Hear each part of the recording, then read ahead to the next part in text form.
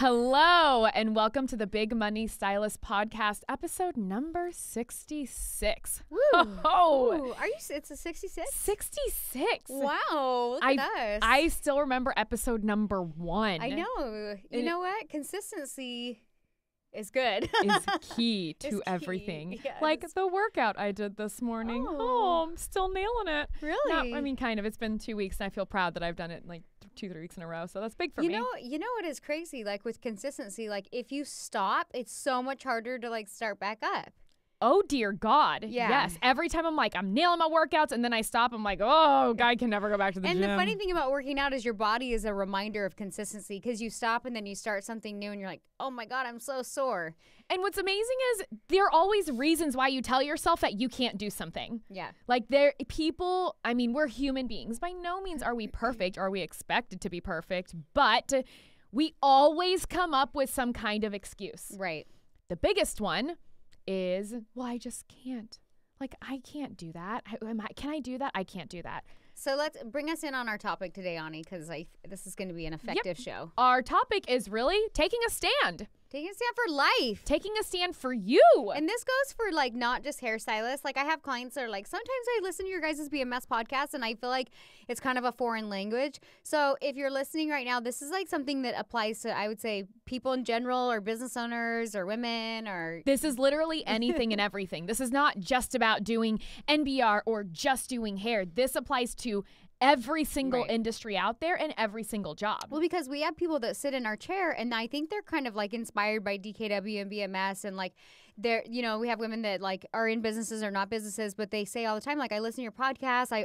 I hear this all the time where they're like, I want to start something. I want to do something. They're like, you guys are super inspiring. Like, I just don't know where to start. And so it's funny because like this morning I was like, what should we talk about? And I was like, you know what? It is hard to start a business because in starting a business, you have to take a stand, but more than anything, you kind of have to figure out like, what's your angle?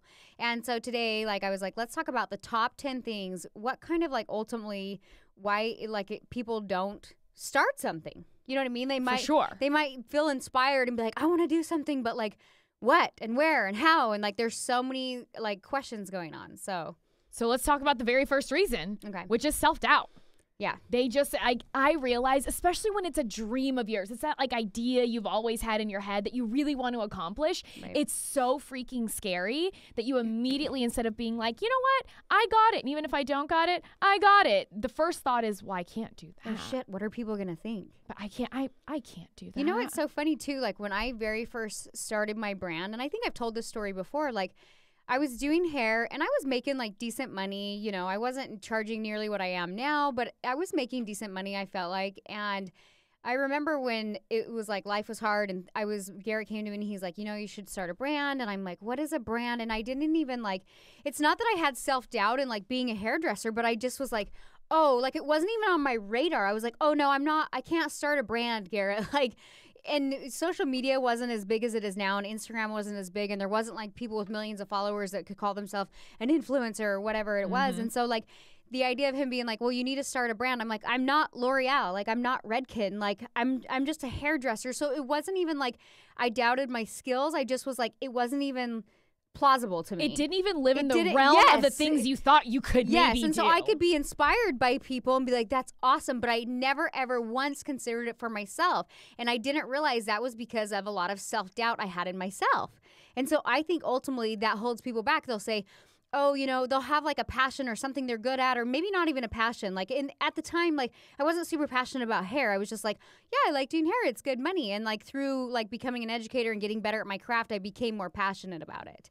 So then the second part is really a big one that I hear, oh my gosh, all the time is, well, I don't have time. I don't have time. Like I'm too busy. You don't understand. I don't have time for that. It's so, okay, I don't know if you're like this, but I swear like the lazier I get, the like less I'll do. But if I'm super busy, I'm more likely to make time. For sure. Like we just got out of a massive meeting. Danielle and I have team meetings every single Monday where we sit down and game plan everything, NBR, BMS, like communications, like everything. And I sat there and I was like, okay, let me just get this straight. We have these 5 projects. These are the due dates within literally like 4 weeks of each other. And we're like, her and I, we both look at it. We're like, Just a deep breath. We're like, yep. And she's like, Ani, we got this. I'm like, we got this. Well, and then I was sweating. I was even like, I got to cut back a little bit more behind the chair. So there's always time. It's what you have to prioritize. Like sometimes you have to look at the big picture and be like, okay, well, I have to cut back on this or this and literally prioritize your time. Like I get it. There's only 24 hours in the day. However, like you can't keep running around in the same circle doing the same shit, putting things on the back burner because that doesn't ultimately progress you in life. So time comes down to consolidating or prioritizing your time and what will push you forward and what you value the most. And just to be clear, you're married, yes or no? Yep. How many kids do you have? 2.5. 2.5. It's always my favorite answer. But seriously, do you have animals? I have a dog. Yep. Okay, so married with kids and has an animal and owns DKW Salon. Does Chloe count? And Chloe counts as an animal. Yes. That is a tiny nugget animal, not a human. Yeah. But on top of that, you run DKW Styling Salon, like you own DKW. You're inside of the salon 2 days a week doing clients the entire time. And you come to the events where we have MBR intensives at my office, like right down the street. I mean, it's not like you have nothing to do. And you have your blog and you do your photo shoots with, I know someone's going to be like, oh, she has to do a photo shoot. Sounds hard. You know what? They're actually not that fun. Let that be known. It's content, okay? I was like, literally, like, you have to create content. It's part of marketing. So it's like, I think even with like clients, I'll be like, oh yeah, I'm currently only taking like 5 or 6 clients a week. I usually only work like 2 days a week. And everyone's like, oh, goals. And I'm like, no, don't get me wrong. I'm definitely still working full time. I've just had to time management and prioritize things better so that things progressively move forward in my businesses. And you pick up your kids from school every day. Yeah, and that's super important to me too. Like at being a mom, like a couple weeks ago, I broke down, started crying because I was like, listen, I can commit more time, but I'm not going to commit like these certain hours on these days because like my kids are little and I don't want to miss out on that like after school pickup routine. As like silly as that sounds, like I want to do that a few times a week, For so sure. To me, that's like super, super important. It like trumps a lot of other things and I prioritize it into my day and so that my time is most effective and I don't miss out on being with my kids and missing out on those experiences as well. So you can't look at us and be like, because I know with me, obviously they're going to be like, she's not married, doesn't have kids. She doesn't get it. I'm like, I have to reel Anianne though. I'll be like, can you go out on a date, please? Your eyes twitching. I know you've been looking at a screen too long. Yes. But I get it. Like, I think if I didn't, I'd go one or two ways. Like if I didn't have kids, I'd either be like super lazy or work all the time because that's just like my personality. I feel like I'm better at reeling it in with big things like, hey, I'm going to Catalina for this weekend. Yeah. No one call me. I will be in New York for the week. Don't call me. I'm going to Coachella for the weekend. Yeah. Don't call me. I feel like that I can reel in, but for day to day, I'm like, what do you need? We got it. Yeah. Okay. Yes, move. Right. So next part is Okay. people don't even know where to start. Again, Oh. it might not be in your realm. Like, Well, here's the deal. And I think what it is people look like, let's say they want to start a salon. They're like, okay, I need a salon. I need a salon manager. Oh my God, I need a place. I need chairs. I need mirrors. And How then am I they supposed to stop pay people? I don't even know before how to they pay people. Where am I supposed to get product? What am I Yeah. supposed All of a sudden, it's not just like, okay, here's the ultimate goal. What's the very first thing I should do? It's like, oh my God. It's like writing out these calendars we just finished writing out for BMS that I sat there and I was like, oh my God, son of a, what is happening? It's so overwhelming. And it's interesting too. And again, I'm a mom. I consider myself a stay-at-home mom and also an entrepreneur. And it's funny because I'll talk to a lot of like stay-at-home moms that they want that passion. They want something else. But then they're like, oh my God, it's going to take away so much time and I can't, and they get overwhelmed and they're like, I can't even start. And I'm like, you don't have to commit to losing time with your children. You just have to create something that where you can do both. And realistically, so your kids are 12 and 8 or 13 and 8? 12 and 8. 12 and 8. Ooh, you almost have a teenager. I Good luck, know. dude. But even with that, I mean, realistically, they don't, no offense, no kid wants to hang out with their parent 24/7. Literally, they're like at that age. Like the other day, I had my daughter do daycare because I was running late, and I go to pick her up, and she's like, "Oh, I don't want to go home Well, yet." and really I'm quick, like, how terrible did you feel about that daycare? Because you well, and I were talking. Literally, I was like, I don't want to make her go to daycare. And like when I went to pick her up, she's like running on the playground. She's like, "Hi, Mom," and I was like, "You ready to go home?" She's like, "Nope," and I'm like, "Oh. Really? I'll take you to ice cream." I'm like trying to bribe her to come hang out with me. You're like, come home, little kid, Yeah. come home. But I think that's what's so funny is just because you have children doesn't mean you're with them 24/7. Right. Realistically, like even little kids, they're off. Please watch your Yes. children. Like don't not watch your kids. Right. But Well, and that's kind of what I came to the realization as being a mom, because I felt like I held on to a lot of that mommy guilt. And then I realized, like, even if I wasn't working, I would still be trying to find things to fill my kids' time with. Like, I still think if I was not working, I would be as involved with my kids now. Like, kids, I try to keep them busy and things like that. And so, I mean, they're in school full time. I know it's different when they're like toddlers, but I think a lot of women are like, oh, I can't start anything because I don't know where to start, or they have this story of like, nope, I just have to be a mom. Like, I tell people all the time, I'm like, you can do both if you choose to do so. But you have to choose to do so. If you're content being a mom and fulfilled, great. Like, that's great. Like, I've always kind of done both, and that's all I've ever known. But again, like, I love being a mom, so I just kind of balance my time and prioritize my time. And realistically, people don't start because they get overwhelmed. It's so over, which I understand. I'm telling you, I keep going back to this damn calendar we just made for BMS that even when we started, because I was like, Psh, we got it. I know what we're doing. And then we started writing and I was like, don't got it. I was like, oh God. It's like, God. It keeps like expanding. Yes. You're like, ooh. It's like a fungus that grew across 3 whiteboards all of a sudden with 4 different colors. You have to just set like, and I think this is one of them too. Like, you have to set realistic goals and targets. I think I'm skipping ahead. But, you are. So but we can jump into that one. Yeah, go ahead. Like, and that comes down to like, if you look at the whole picture in like a year's goal and you think you're going to accomplish that in the next week, you will go nuts. But if you create like calendars and set goals, realistic goals and targets each month, and like for me, like now I meet with each of my team members on the education side and the salon side every week. So I'm like, okay, here's what we discussed last week. Here's what we're working on this week. And yeah, we have main things planned out clear until December. But it's like, again, don't get overwhelmed with that. And even though you have it planned out, you just take it 1 week at a time and make sure you're setting goals, targets, and hitting those as you kind of go along the calendar. And also, the very next one is you also have to make sure it's your passion, because people, I think, they have big dreams and ideas like, oh, I would sure love to do that. But if it's not your passion, that's going to make it 1,000 times harder. Right. And like, that's what I always say, like with me, when I first came to BMS as a student, I sat there on the beach at the Monarch in one of those little white chairs. And I was like, okay, well, in a year, I'm going to be hired on as a trainer, which was a really cute like dream because it was never supposed to happen again. But for me, it was one of those, I'm like, no, you don't understand. I'm supposed to be here. Now, fast forward, I've lived here for 1.5 years. By the way, I've been here 1.5 years officially, which also seems like 5 years. I'm like, it's only been a year and a half. Longer, but it's only been 1.5 years. My God, what has happened? So, but even with that, like BMS Isn't that crazy how much can happen in 1.5 years? There's so much that has happened in a year and a half. That's what's so funny. We like hold ourselves hostage on like so much like can't get done, and then like you've literally only been here for 1.5 years, and it's like seems like a decade. If I were to start listing off the shit I've done in 1.5 years, yeah, not only professionally but personally, you know what I mean? Oh, sweet baby, that would be a whole nother calendar in itself. But I think people procrastinate based on that, and I'm like, God, like, do you realize like what can be done in over 1.5 years?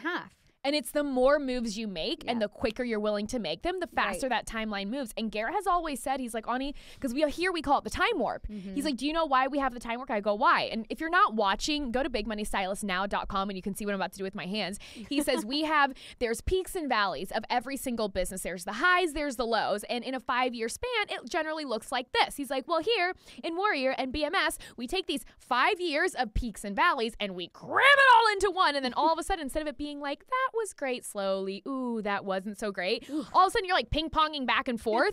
So it feels like 10 years has passed when really it's been a year and a half. But we experience like so much growth in such short periods of time because we're in the time warp. So it's cool.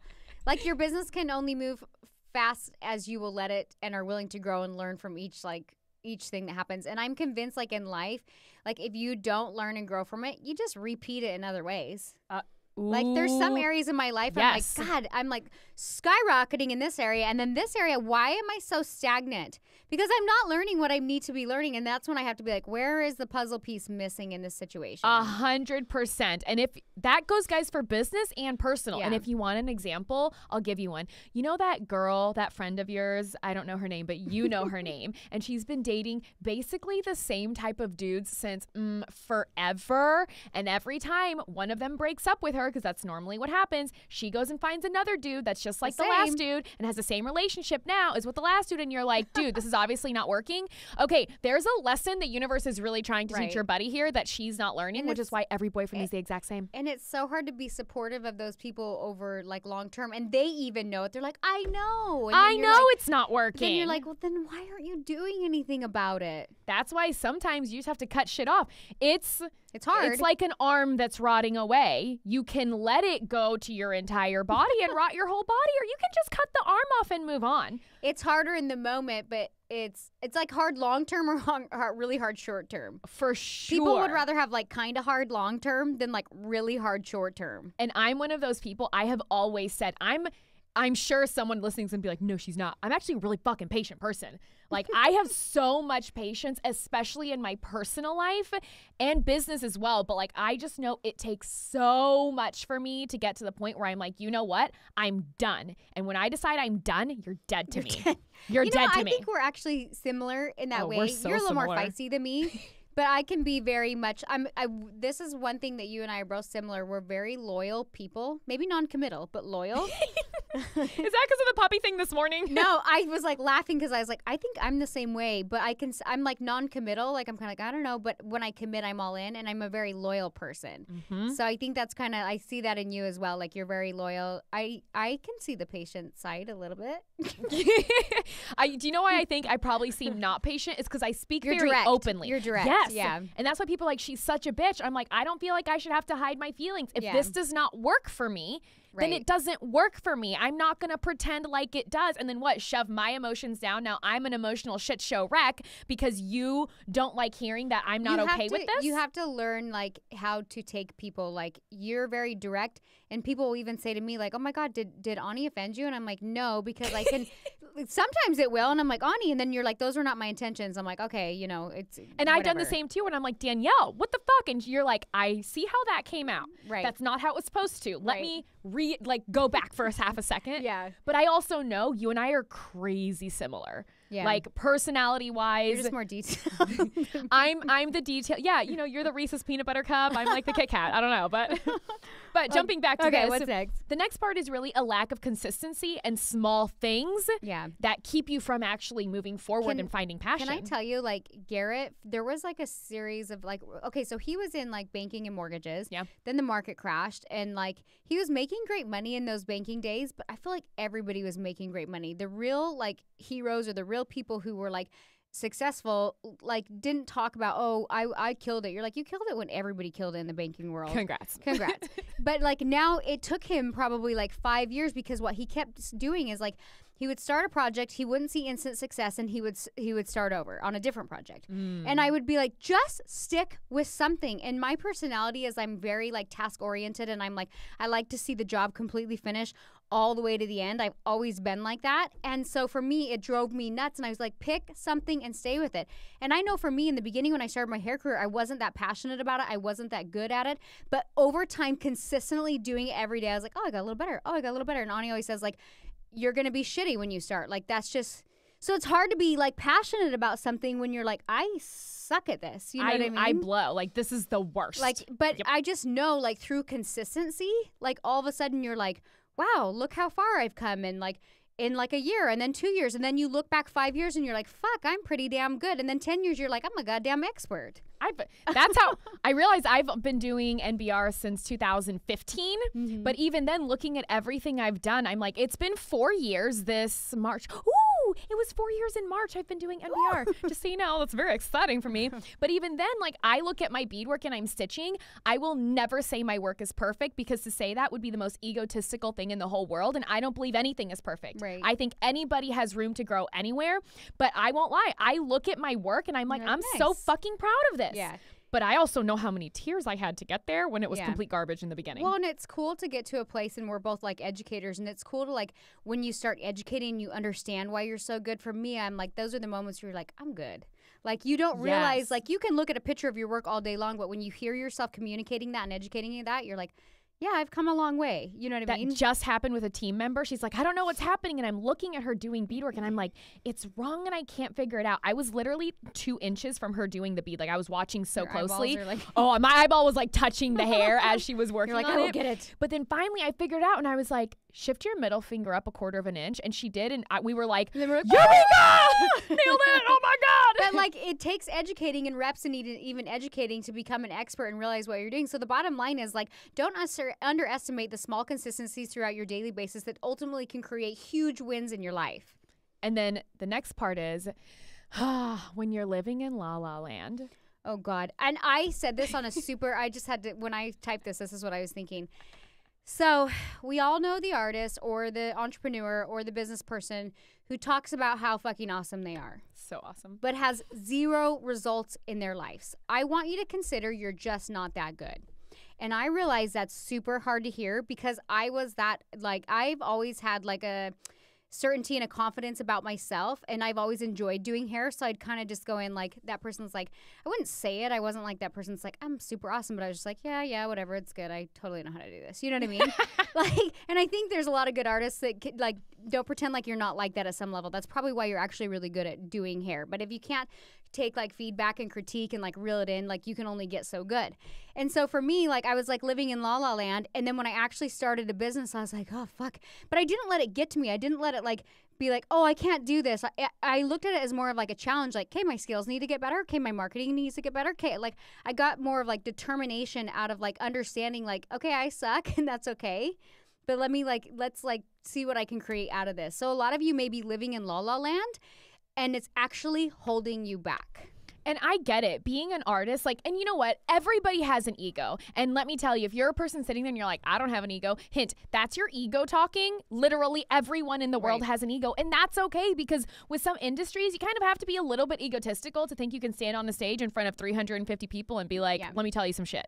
And that's fine. But don't let your ego get so big that you live in La La Land and you're like, fuck you, I don't need anybody anything because I'm the greatest. And that all of a sudden taking feedback is you're something, offended. where people can't even talk to you because you are all like high and mighty. Right. So, because you can't ultimately like learn and grow from that. So I'll tell you guys, like, your biggest strength is your ego, and guess what your biggest curse is? Your ego.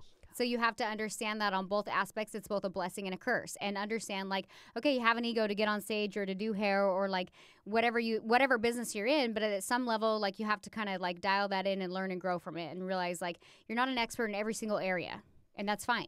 It's like when you meet a guy, you want him to have confidence. Yeah. But you don't want him to be a cocky dick. Like a dick. No, there's such a fine line. It's such a tiny, minuscule line. It goes so douchey so quick. Oh, man. You're like, you were hot. I want to throw up now. Like, literally, vomit, bile is coming back in. Yeah. But confident and cocky, I mean, are a teeny tiny line. Because cocky comes across insincere and fake and actually insecure. Yes. So but confident is like, yeah, I'd totally take you to bed for sure. Yeah, it's like, I could take you to bed, but if you don't want to, I'm cool with me too. Like, you know. That's fine. Then, okay, what's the next one is, and this is something we see so much, especially having incorporated so much of the Warriors Way into BMS, is that people can't actually see the pain that they're in. Yeah. Ooh, and that's a hard one. And I know we even spoke about this in the last podcast of me saying that I realize that things we say trigger people, and then they get pissed off, and then they're upset, and then they're angry, and they're like, oh, Ani's such a bitch, and Danielle sucks, and NBR sucks, boo, BMS. But I'm going to have you consider... Sorry. Boo, space, BMS. Sorry. But, wow. Damn it, Danielle. I have a... But really, you have to think, if people continuously say things that trigger you, it might be because deep down you feel that it's true. Yeah. That's why I feel like so much of anything that's ever been said on me in social media, I'm able to brush it off so easily because I'm like, you know what? That's your opinion of me, and that if this is who you think I am, it tells me you literally don't know me at all. And at that point, honestly, I'm kind of cool with it. Well, and triggers are like a normal thing. Like, you experience triggers at every level. And just like touching back on like that point of pain, like a lot of times, like with the pain we're in, we're actually compels us to do big things. Like, it's challenges are thrown our way to see how we react in life and whether we become a stronger person or not. And I know for me, like when I was in a place, like literally, like Garrett and I's relationship wasn't great. I was pregnant with my second kid, like trying to decide if I wanted to stay married, on the borderline of like bankruptcy, selling shit out of my house to buy food for my family. And I remember like thinking, oh, it's not too bad. Like, it's fine. It's fine. It's like, fine. Yeah, like tucking that under the rug. Like, it's strong. Persevere. But there's a difference between persevering and actually taking those challenges and like creating something big out of it, like fixing the problem, like understanding the reality of the situation. And so for me, like, that was hard because I was so worried about what other people fucking thought about me. Mm-hmm. And so I would always say, I'm fine. Like, couldn't pay our bills. Marriage was crappy. I'm like, but I'm fine, because I was so scared of what people thought. What people literally comes down to that. And so I think I was in a painful place, but finally just had to like expose myself where I was like, this sucks. Like left my religion I was in, defriended people, like family members. I was like see ya. Like I gotta have space. But it's important to understand the reality of pain where you're at and what you choose to do next that will determine the person that you can become. And one of the things that I feel like even I had thought when I started BMS, because my life wasn't terrible. I mean, I worked a lot and made not a lot of money, but my thought was always, oh, it could be worse. Well, it could be worse, but everything can always be worse. And just because it could be worse doesn't mean you're in a great place now. So it's okay to acknowledge and be like, you know what? Although other people might have it worse, I'm still not happy. And there's nothing wrong with that. I hate the one-uppers when you're like, man, I'm so tired. I didn't sleep well. And they're like, oh, you didn't sleep well? Well, let me tell you about my night. I woke up and then did this and then that's all. You're tired? I'm tired. I'm extra tired. You're like, I didn't realize this was a competition. Like, sorry. I'm sorry that I'm tired. Like, I guess I can't be tired because there's someone more tired. I'm extra tired. How dare you? Yeah, I'm more tired. Or, oh, man. And I hear that kind of stuff all the time. Or people being like, well, it's fine. It could be worse. It's okay. Well, if you're not happy, you're not happy. Or to say you want more in life and not to be like, I want more money. There's a difference between like, I want to produce more. I want to grow more. Goals. I want to be prosperous. I have goals versus being like, I'm so unhappy with my marriage that I think the money will fix it because I can buy more shit. There's a difference in that. I think there's so many people in life where like, they hold themselves short, and so they say like, oh, I'm doing it for my kids, or oh, I can't like expect these things in life, and it's really just because they're scared and they worry about like what people are thinking of them. You know what I mean? For sure. They're in such this painful place that they don't want to like take accountability that they created that for themselves and that there is a way out. And that's like, it's such a, you got to understand even in like relationships, if you're in a relationship like that doesn't work, kids see that. Do you know what I mean? For sure. And yeah, Garrett and I worked it out and we're in a great spot in our marriage now, but there's a lot of situations where that doesn't happen. And you have to understand like the way you even raise your kids, like how long are you going to raise your kids for them to see you unhappy 10, 15 years before finally it's like, it's not working anymore, you know? So. And then the last one that kills me. The last one is you're just fucking lazy. Sorry. You're so lazy. You're just lazy. Just admit it. And it's fine. It's fine. Just admit that you're lazy and you would rather lay on your couch playing on Instagram for 5 hours listening to a TV show than ever do anything remotely productive. You got a tennis lesson and a luncheon. It's fine. I can only say this. When I wrote this down, I started laughing because there was like a piece of me where I was like, I don't want to say a gold digger, but at like some level I married Garrett even though I was young. I was like 19 when I got engaged, 20 when I got married. He was 27.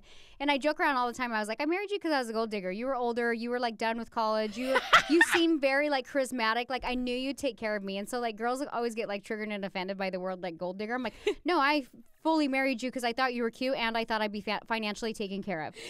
Joke was on you because that really went downhill. Yeah, eventually. And then I was like, oh, fuck, I'm supposed to like rise too. So I get it. Like there was some level like for me that I was just like, I'm going to go to luncheons and I'm just going to like shop and I'm just going to do hair on the side. And I was like, that sounds great until it wasn't great anymore. And then as I started working and Garrett would always be like, you don't have to work. And I'm like, you don't understand. Like, I love it. I'm passionate about it. Like this like fuels me. And so I like sit on the fence where like I'm like all in or not at all. And not being in to me, like the consequences were like, I felt like I wasn't as happy as I could be, or I felt like something was missing in my life, or I just felt like like I was just kind of like floating through life. You know what I mean? For like sure. I was just like, I don't know if this is that fulfilling for me.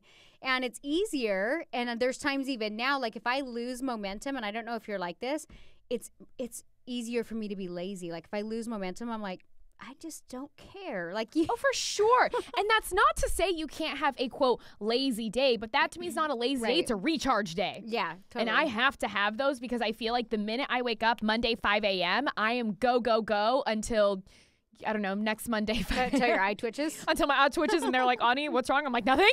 It's fine. But guys, these are just some little things that, like Danielle, we talked about this morning, and they're huge, and we see them all the time. So you just kind of have to make a decision. Are you going to let these things hold you back? Or are you going to be like, okay, I actually have no idea how I'm going to accomplish this dream, but what's the first thing I need to do? Right. And to even touch on that, just really quick, when I was moving to California, I'm like, I can't do this. I own a home. I have a business. Like, what am I doing? This is crazy. I'm going to live on the beach, like under a pier. That's only cool in movies. Oh my God. And then Isn't it funny that your brain went there? Like you would actually live on the beach under a pier? I'm pretty sure you would have taken me in as a stray before you let me live under a pier. You've done it with other team members. I'm sure you would have done it for me too. That's like just shows where human, like our minds go. Worst of the worst of the worst. But then I thought, I'm like, okay, what's the bare minimum you need? I'm like, a place to sleep. I called a fucking realtor. Yeah. And I just started taking it step by step. And guess what? I've been here for a year and a half or 10 years, 20. I don't know how old I am anymore. So we'll leave you with this one thing. Take a stand for your life and take the first step to propel your plan forward and take action in your life so that you can take a stand, whatever you choose to be passionate about. Like, just go for it. So thank you for listening to the Big Money Stylist Podcast. You can watch us and see us at bigmoneystylistnow.com, and we will see you guys next week.